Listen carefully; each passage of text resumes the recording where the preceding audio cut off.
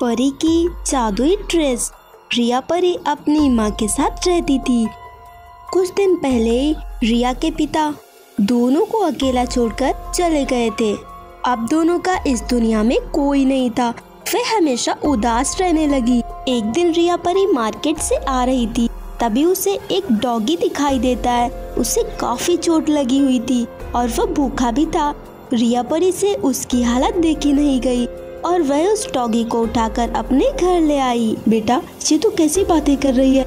एक तो हम वैसे भी इतनी बुरी हालत में हैं कि खुद का खाना भी नहीं खा पाते हैं, फिर हम इसे कहाँ से पालेंगे? माँ प्लीज मेरी बात मान लीजिए। इस बेचारे को कितनी चोट लगी है और ये कितना भूखा भी है। अब ये ऐसी हालत में कहाँ जाएगा? रहने देते हैं ना इसे यहाँ। और वैसे भी ये ज्यादा तो खाएगा नहीं और मुझे पूरा विश्वास है सब जल्दी ही ठीक हो जाएगा। फिर हमारे पास ढेर सारे पैसे होंगे। ठीक है, तू तो वैसे भी मेरी बात नहीं मानेगी। जैसा करना है वैसा ही कर। थैंक यू सो मच माँ, आज मैं बहुत ही खुश हूँ। अब ये डॉगी हमेशा हमारे साथ रहेगा और इसका नाम होगा ओरियो। उस दिन से वह डॉगी रिया परी के साथ ही रहता है और वे दोनों साथ में ही खेलते और साथ में ही खाना खाते थे। फिर एक दिन, बेटा कहीं भी काम नहीं मिल रहा है, अब ऐसे में हमें अपना पेट पालना मुश्किल है, फिर हम इसका क्या करेंगे? ये जहाँ का है तू इसे वापस वहीं छोड़ कर आ। लेकिन माँ प्लीज मेरी बात मान ले। ठीक है माँ। ओरियो प्लीज मुझे माफ कर देना, मैं कुछ नहीं कर सकती। हमारे पास तुम्हें खिलाने के लिए खाना तक नहीं है, इसीलिए तुम्हें जाना होगा। प्लीज मुझे माफ कर देना। तभी वह डॉगी बोलने लगता है, इसमें तुम्हारी कोई गलती नहीं है। तुम तो बोल भी रहे हो, पर ये कैसे हुआ? क्योंकि मैं एक जादुई कुत्ता हूँ और जिस वक्त तुम मुझे उठाकर अपने घर ले गई, उस वक्त मेरी जादुई शक्तियाँ मेरे पास नहीं थी। और जैसे ही मैं ठीक हुआ, मेरी जादुई शक्तियाँ मेरे पास आ चुकी थी।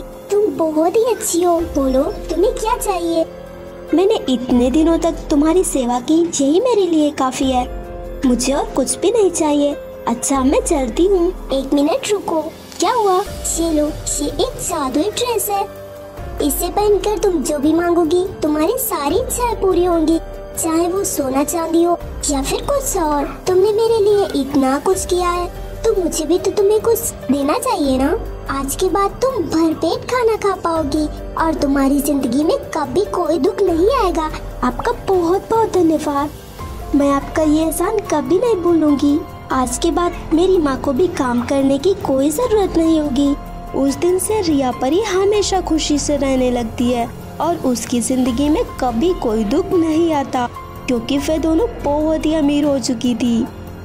वे उस जादुई ड्रेस की मदद से ढेर सारा सोना चांदी मांगती हैं। सो फ्रेंड्स, अगर आपको ये कहानी अच्छी लगी हो तो वीडियो को लाइक कीजिए, चैनल को सब्सक्राइब कीजिए और हमें कमेंट करके ज़रूर बताएं कि आपको कहानी कैसी लगी।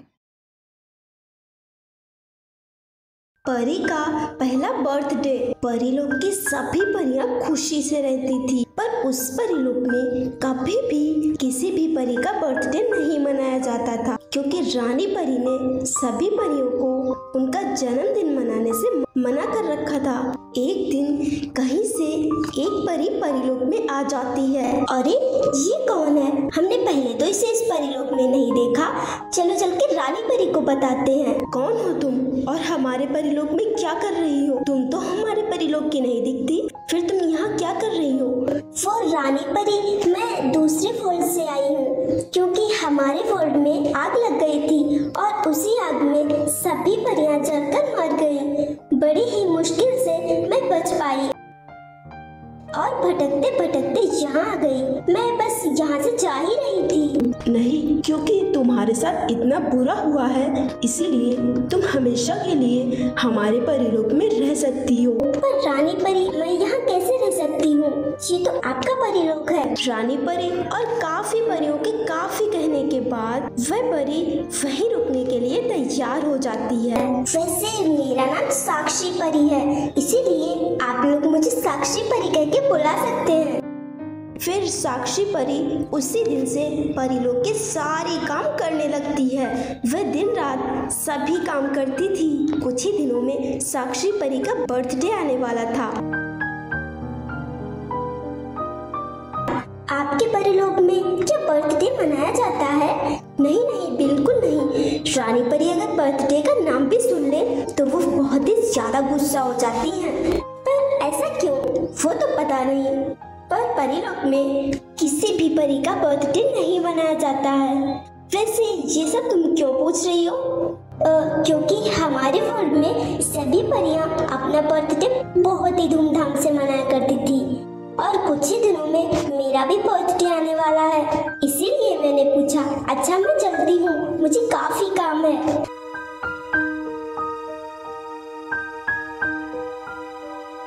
साक्षी परी कितनी दुखी है, क्यों ना मैं रानी परी से जाकर इस बारे में बात करके देखूं, शायद इस बार वो मान जाएं। फिर वह परी कई परियों के साथ रानी परी के पास जाती है और रानी परी से काफी विनती करती है उसके, और सभी परियों के काफी कहने के बाद रानी परी उन्हें साक्षी परी का बर्थडे मनाने की आज्ञा दे देती है।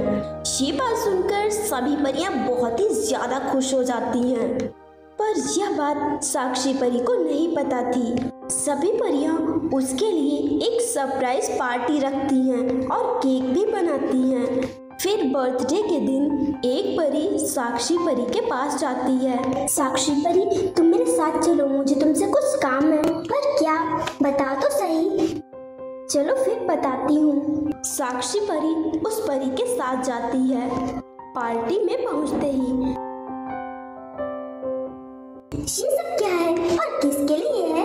ये सब तुम्हारे लिए है। आज तुम्हारा बर्थडे है ना, इसीलिए। मुझे पता है, तुम अपना बर्थडे मिस कर रही थी ना, और तुम्हारे लिए केक भी बना है। फिर परियां केक वहाँ लाती हैं। इतना बड़ा केक भी हो सकता है? इतना बड़ा केक तो मैंने कभी नहीं देखा। मैंने तो सपने में भी नहीं सोचा था कि अब मैं अपना बर्थडे मना सकती हूँ। ये सब आप सबकी वजह से हो पाया है। Thank you so much. सभी परियां खुशी से साक्षी परी का बर्थडे सेलिब्रेट करती हैं। सो फ्रेंड्स, अगर आपको ये कहानी अच्छी लगी हो तो वीडियो को लाइक कीजिए और चैनल को सब्सक्राइब कीजिए।